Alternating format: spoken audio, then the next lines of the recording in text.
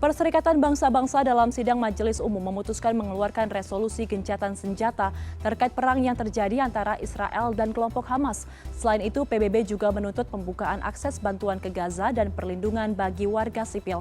Lalu bagaimana tindak lanjut dari resolusi ini? Kita akan bahas bersama dengan Makarim Wibisono, pelapor khusus PBB untuk wilayah Palestina periode 2014-2016.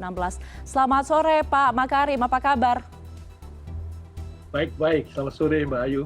Baik, Pak Makarim, hari ini pada Senin dilaksanakan rapat darurat dari Dewan Keamanan PBB. Padahal sebelumnya sudah ada sidang majelis yang mengatakan akan mengeluarkan resolusi gencatan senjata. Apa yang menginisiasi dari rapat darurat Dewan Keamanan PBB ini digelar, Pak Makarim? Kalau kita melihat ya, rapat darurat ini kan disponsori oleh United Arab Emirates ya. Dan ini tergerak atau terdorong oleh suasana kemanusiaan yang sangat mengkhawatirkan. Ya, kita bisa melihat situasi kemanusiaan di Gaza sangat-sangat memburuk ya, dari segi makanan, dari segi minuman, dari segi kesehatan, dari segi komunikasi, dari segi suasana di dalam wilayah tersebut ya. Jadi dengan demikian kelancaran bantuan kemanusiaan sangat urgent. Okay. Ya, kalau kita ingin agar situasi tetap ada di situ.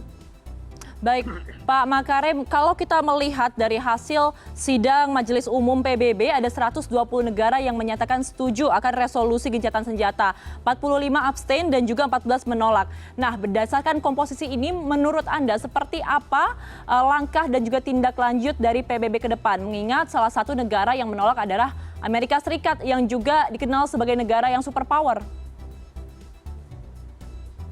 Begini Mbak ya, kita akan mengetahui ya bahwa yang paling mengikat ya dalam keputusan PBB adalah keputusan Dewan Keamanan PBB. Okay. Ya. Nah, kebiasaan ataupun aturan bahwa itu bisa menjadi keputusan di Dewan Keamanan kalau ada 9 voting ya, ada 5 anggotanya kan 15 ya.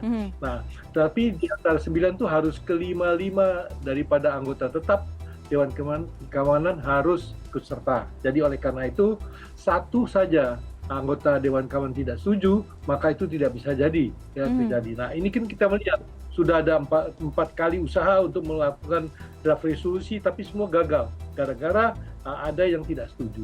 Nah, sekarang kita melihat mudah-mudahan ya bahwa usaha daripada Uni Emirat Arab ini bisa berhasil karena fokus daripada resolusi tadi itu hanya kepada masalah-masalah kemanusiaan. Jadi kita ingin agar supaya jeda kemanusiaan itu terjadi ya, dengan demikian arus bantuan-bantuan kemanusiaan bisa hidup kembali. Nah, ini yang sekarang kita harapkan, mudah-mudahan ini bisa diterima oleh anggota-anggota Dewan Keamanan lainnya. Baik, Pak Makarim, Anda ini kan sebelumnya sudah berkecimpung di PBB dan pasti mengetahui seluk-beluk di dalamnya. Setelah resolusi akhirnya diserukan, bagaimana kemudian proses yang terjadi di PBB sehingga ini benar-benar bisa mengintervensi gencatan senjata?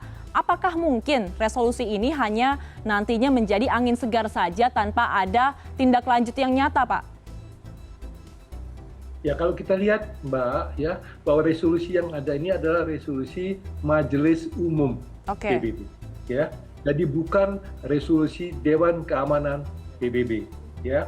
Nah, yang disebut Majelis Umum PBB, sifat resolusinya itu adalah sifat politis, sifat yang secara hukum itu tidak mengikat atau tidak legally binding. Ya. Tetapi kalau yang legally binding itu adalah keputusan dari Dewan Keamanan PBB. Ya. Nah, sekarang yang kita lihat, apakah keputusan dari Majelis Umum PBB itu bisa bermanfaat? Ya tentu bisa, karena itu ada dampak politisnya. Kan tadi Mbak Ayu tadi ceritakan bahwa ada 120 negara yang mendukung resolusi tadi tersebut ya. Nah, kalau misalnya ya ada usaha untuk menggalang ya mobilisasi sosial di 120 negara, itu sudah merupakan suatu kekuatan yang luar biasa yang bisa mengubah cakrawala dunia terhadap situasi di Gaza itu. Ya, kita lihat kan dulu pada waktu kasus apartheid di Afrika Selatan, itu juga kemudian gerakan-gerakan itu membuka mata daripada semua masyarakat internasional terhadap situasi yang gawat sekali di Afrika Selatan berkenaan dengan apartheid itu. Sehingga kemudian adalah yang namanya gerakan-gerakan sosial, ada juga yang namanya sanksi sosial, pesawat-pesawat Israel tidak boleh mendarat di airport-airport tertentu. Nah, ini semua membuat bahwa Israel sadar bahwa dia yang lakukan itu adalah sesuatu yang tidak berkenan di hati masyarakat internasional. Nah, ini sekarang yang jadi masalah karena tidak ada mekanisme yang bisa memberi pressure kepada Israel. Oke. Gitu. Oke, jadi memang yang akan lebih berpengaruh ini adalah hasil dari rapat darurat DKPBB di Senin ini ya, Pak Makarim, kurang lebihnya seperti itu.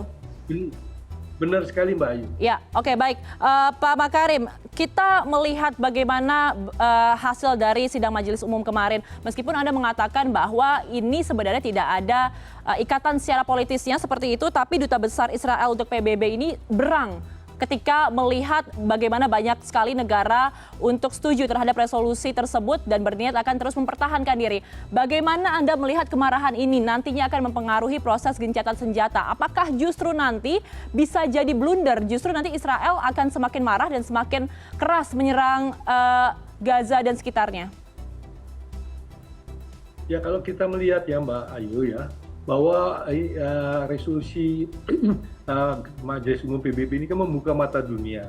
Ada 14 negara yang menolak ya, tetapi itu negara-negara kecil di Pasifik ya, yaitu seperti Palau ya, seperti Nauru ya, yang merupakan negara-negara satelit daripada Amerika Serikat ya. Jadi ini menunjukkan apa? Menunjukkan bahwa negara-negara yang ada di seluruh dunia itu sudah memberi perhatian yang besar. Nah, sekarang masalahnya yaitu bagaimana perhatian yang besar di Majelis Umum PBB itu bisa menjadi sesuatu kekuatan politik untuk melakukan gerakan humanitarian action. Oke. Gitu ya, karena yang dibutuhkan saat ini adalah humanitarian action supaya tidak ada terjadi kehilangan bangsa yang ada di wilayah itu. Oke, baik. Baik, Pak Makarim, kita akan melihat bagaimana hasil dari rapat yang digelar oleh DKPBB hari ini. Dan kita juga berharap pastinya semoga perdamaian bisa segera digaungkan ya di antara konflik Israel dan juga Palestina. Terima kasih sekali lagi atas informasi dari Anda, Makarim Wibisono, pelopor khusus PBB untuk wilayah Palestina periode 2014-2016. Sehat selalu Pak Makarim. Terima kasih Mbak Ayu, sukses.